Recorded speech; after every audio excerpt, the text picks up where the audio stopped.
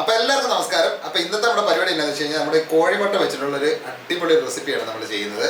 അപ്പോഴേ നമുക്ക് ആദ്യം നമ്മുടെ മുട്ട ഉണ്ടല്ലോ നമുക്കൊന്ന് പൊട്ടിച്ച് നമുക്കൊരു ബൗളിലോട്ട് ഒഴിക്കണം. നമുക്ക്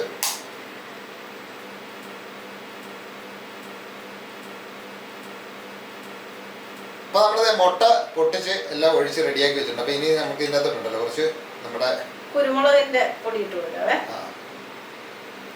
കുറച്ചിട്ടാൽ മതി, അധികം നല്ല കേട്ടോ. മുട്ടയുടെ എണ്ണത്തിനനുസരിച്ച് വേണം. പിന്നെ നമുക്ക് ഇതിന് ആവശ്യത്തിനുള്ള ഉപ്പും കൂടെ ചേർത്ത് കൊടുക്കും. ഈ മുട്ടയ്ക്ക് വേണ്ടി മാത്രമുള്ള അത്ര മാത്രം നമ്മൾ കൊണ്ട് ചേർത്ത് വെച്ചാൽ മതി.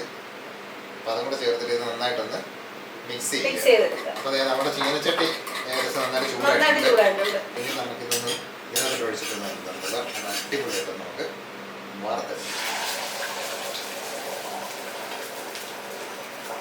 അപ്പോൾ ഇനി ഇത് നമുക്കുണ്ട് നന്നായിട്ട് വേഗണം കേട്ടോ.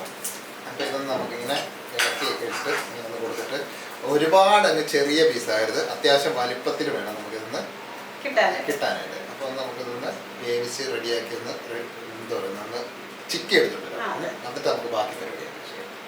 അപ്പോഴേ നമ്മുടെ മുട്ട നല്ല വെന്ത് റെഡി ആയിട്ടുണ്ട്. അപ്പോൾ ഇത് ഈ ഒരു വലിപ്പത്തിൽ ഒരുപാട് നമ്മുടെ ഇളക്കിയുണ്ടല്ലോ ഇതിൻ്റെ ആ ഒരു ചെറിയ പീസാക്കരുത്, ഇച്ചിരി വലിപ്പം വേണം. എന്നാൽ മാത്രമേ നമ്മൾ വിചാരിക്കുന്ന ആ സംഭവം റെഡിയാക്കത്തുള്ളൂ. അപ്പോൾ ഇത് നമുക്ക് ഒരു പാത്രത്തിലോട്ട് കോരി മാറ്റാം. കാര്യം എന്താണെന്ന് വെച്ച് കഴിഞ്ഞാൽ ഈ പാത്രത്തിൽ നിന്ന് തന്നെയാണ് നമ്മൾ ബാക്കി നമ്മുടെ കലാപരിപാടി കൂടെ ചെയ്യുന്നത്. അതെ. അപ്പോൾ ഇനി നമ്മളിത് എണ്ണ ഒഴിച്ചിട്ടുണ്ട് നമ്മൾ വീണ്ടും കുറച്ചുകൂടെ. അപ്പോൾ ഇതിൻ്റെ അകത്തോട്ട് നമുക്ക് അത്യാവശ്യം കുറച്ച് നമ്മുടെ മസാലകളൊക്കെ ചേർക്കണം. നമ്മൾ എടുത്തിരിക്കുന്നതെന്ന് പറഞ്ഞാൽ ഒരു ചെറിയ കറുവപ്പട്ടയുടെ ഒരു പീസ് ഉണ്ട്, പിന്നെ ഒരു 4-5 ഗ്രാമ്പു എടുത്തിട്ടുണ്ട്, ഒരു കുറച്ച് കുരുമുളകും ഒരു നുള്ള ജീരകം. അപ്പൊ ഇത്ര സാധനം നമുക്ക് ഇട്ട് കൊടുക്കാവേ.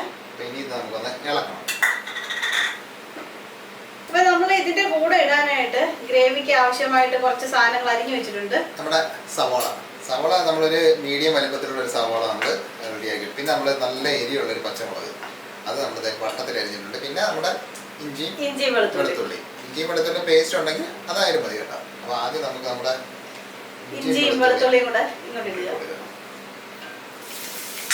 നന്നായിട്ടൊന്ന് ഇളക്കി അത്യാവശ്യം ഒന്ന് ഗോൾഡൻ ബ്രൗൺ ആകണം. അപ്പോൾ നമ്മുടെ സവോള ഇട്ടുണ്ട്. സവോള മാക്സിമം ഒന്ന് ചെറുതാക്കി അരിയാനായിട്ട് നമ്മളൊന്ന് ശ്രദ്ധിക്കുക.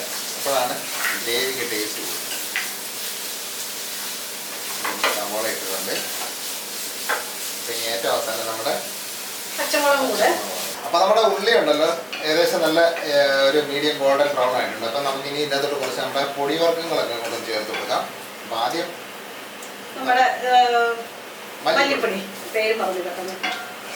അപ്പൊ ഇനി നമ്മുടെ മുളക് പൊടിയാണ്, കാശ്മീരി മുളക് പൊടി. നല്ല കളർ വേണം ഈ സാധനം, എന്നാലും ഉണ്ടല്ലോ കാണാൻ പിന്നെ ഒരു മഞ്ഞൾപ്പൊടി.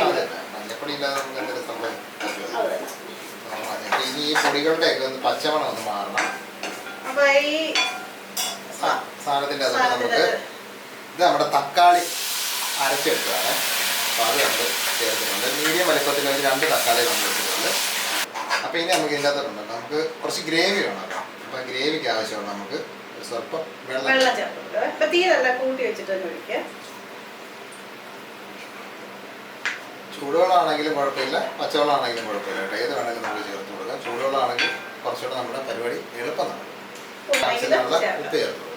ഇനി ഇത് നമ്മള് നന്നായിട്ടൊന്ന് തിളയ്ക്കണം. വെട്ടി തിളച്ചിട്ട് വേണം നമുക്ക് ബാക്കി പരിപാടി ചെയ്യാം. അപ്പോൾ നമ്മുടെ ഗ്രേവി നല്ല അടിപൊളിയായിട്ട് വെട്ടി തിളച്ച് നല്ല സെറ്റപ്പ് ആയി നിൽക്കുന്നുണ്ട്. അപ്പോൾ ഇനി നമ്മുടെ ഇന്നത്തെ പരിപാടി എന്താണെന്ന് വെച്ച് കഴിഞ്ഞാൽ നമ്മൾ നേരത്തെ നമ്മൾ എന്താ പറയുന്നത് വറുത്ത് വെച്ച നമ്മുടെ മുട്ടയില്ല അത് ഇതിനകത്താണ് ചേർത്ത് കൊടുക്കണം.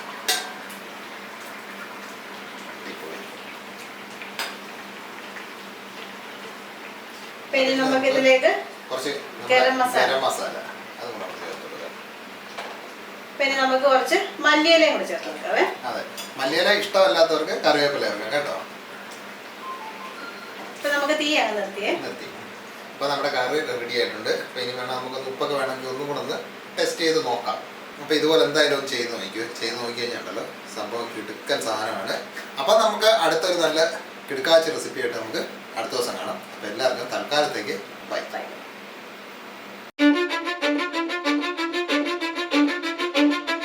Cause I don't give a fuck what you say. Yeah, I'ma do shit my way. So you can go kick rocks, I'ma stack bricks up, build what I want to make. Yo, I got a lot of shit to say, so I'ma do this every day. I'll be writing things until I'm fucking buried in my grave.